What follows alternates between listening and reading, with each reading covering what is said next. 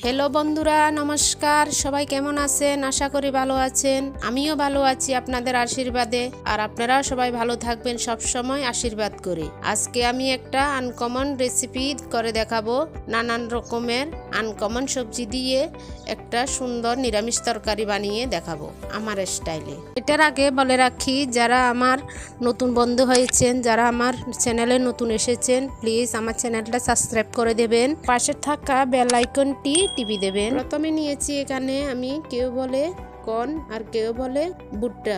আমি কাঁচা ভুট্টা নিয়েছি, সুন্দর করে টুকরা করে কেটে নিলাম। মাশরুম নিয়েছি, লাল ক্যাপসিকাম নিয়েছি, গাজর নিয়েছি, আলু নিয়েছি কেটে, টমেটো কেটে নিয়েছি, শিম নিয়েছি, কাঁচকলা নিয়েছি। এবার চুলায় আমি প্রেসার কুকারটা বসিয়ে দেব। ভুট্টাগুলো হালকা করে সিদ্ধ করে নেব। 1 চামচ লবণ দিয়েছি, একটু হলুদ দিয়ে একটা সিরিজ দিয়ে নেব।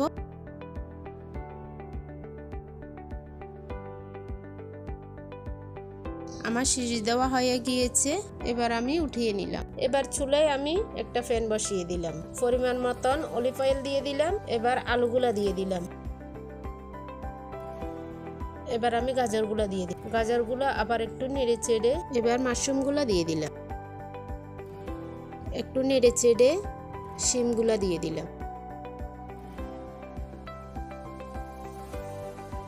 এবার 1 চামচের মতো হলুদের গুঁড়া দিয়ে দিলাম। এবার কাঁচকলাগুলা দিয়ে দিলাম। এবার দিয়ে দিলাম লাল ক্যাপসিকামগুলা। সুন্দরভাবে একটু নেড়ে চেড়ে এবার দিয়ে দিলাম আমি সিদ্ধ করে রাখা কর্নগুলা। এবার ভালোভাবে একটু কষিয়ে নেব। আমার কষানো হয়ে গিয়েছে, এবার এক সাইডে রেখে দিলাম। এবার চুলায় আমি একটা কড়াই বসিয়ে দিলাম, পরিমাণ মতন অলিভ অয়েল দিয়ে দিলাম, কয়েকটা তেজপাতা দিয়ে দিলাম। এবার দিয়ে দিলাম পাঁচফোড়ন, কয়েকটা লাল মরিচ দিয়ে দিলাম। এবার আমি আদা বাটাগুলা দিয়ে দিলাম। ফোড়নের মধ্যে আদা বাটাটা দিলে সুন্দর একটা গ্রান বের হবে। এবার সামান্য পরিমাণ জল দিয়ে দিলাম। এবার দিয়ে দিলাম আমি পরিমাণ মতন হলুদ দিয়ে দিলাম, পরিমাণ মতন মরিচের গুঁড়া দিয়ে দিলাম, স্বাদ মতন লবণ দিয়ে দিলাম, পরিমাণ মতন ধনিয়ার গুঁড়া দিয়ে দিলাম, পরিমাণ মতন জিরার গুঁড়া দিয়ে দিলাম। এবার দিয়ে দিলাম আমি কয়েকটা আস্ত গরম মশলা। এবার ভালোভাবে কষিয়ে নেব মশলাগুলা। এবার দিয়ে দিলাম আমি নারকেল বাটা। ভালোভাবে আমি মশলাগুলা কষিয়ে নেব। এবার দিয়ে দিলাম আমি কাজু বাদাম বাটাগুলা। সুন্দরভাবে ভালোভাবে কষিয়ে নেব 2 মিনিটের মতো। এবার দিয়ে দিলাম আমি ভেজে রাখা সব ধরনের সবজিগুলা।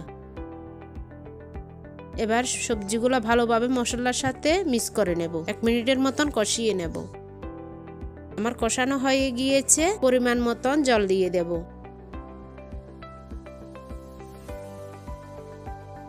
এবার কয়েকটা কাঁচামরিচ দিয়ে দেব। এবার কেটে রাখা টমেটোগুলা দিয়ে দিলাম। এবার কয়েক মিনিটের জন্য ঢেকে দিলাম। ঢাকা তুলে 1 চামচের মতন গরম মশলা দিয়ে দিলাম। এবার দিয়ে দেব কেটে রাখা ধনেপাতা।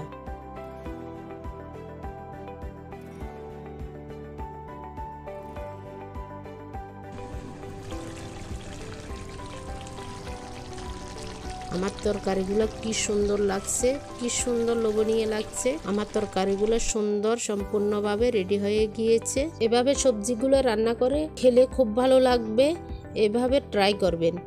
আর আমার ভিডিওগুলো, আমার রেসিপিগুলো আপনাদের কাছে যদি একটু ভালো লাগে, প্লিজ আমার চ্যানেলটা দেখবেন, আমার চ্যানেলটা সাবস্ক্রাইব করে দেবেন, কমেন্ট করবেন, লাইক করবেন, শেয়ার করবেন।